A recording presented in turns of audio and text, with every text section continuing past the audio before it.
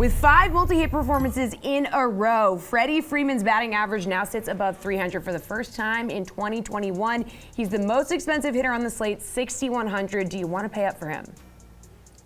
He is really good, but I don't think I want to go over 6,000 for a left-on-left matchup, even if it's a guy as good as Freddie Freeman. And Jordan Montgomery against him is a pretty good opponent.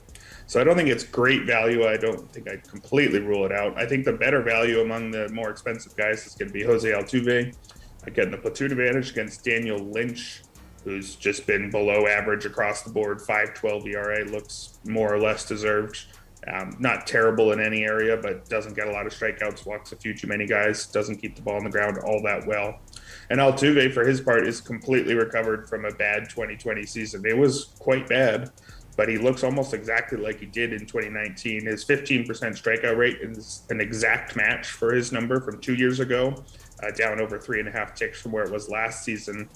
His 25 homers so far puts him on pace for a career-high 33, which would be just, again, a near match for his 31 from 2019. He was only on pace for 14 last year. He's also been quite hot lately. 7 hits in his last 2 games and 4 multi-hit games over his last 7, hitting .412 over that stretch. So I think probably there's going to be a lot of people on a lot of the Astros, but I think with very good reason. All right, Matt, who's the guy over 5K that you like to go yard tonight?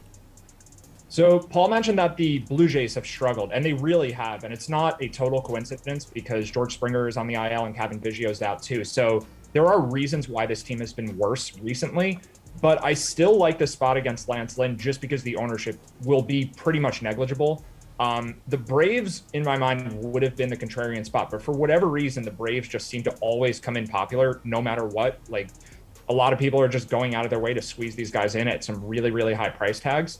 So even at 6,100 in a lefty-lefty matchup, like, I could still see Freddie Freeman getting to 8 or 10% own. Anthony Rizzo is $3,500 with the platoon advantage, so I feel like he's the chalk there. So Vladimir Guerrero Jr., 6K, I just don't see any way that he's popular in any capacity, and he's too good of a hitter to not be owned on a slate this small. So Vlad for 6K, Lance Lynn is a tough matchup for him, but there's still massive upside. I mean, this is a guy who hit 3 homers in a game earlier this year when Max Scherzer was the opposing pitcher. I think 2 of them were off Scherzer.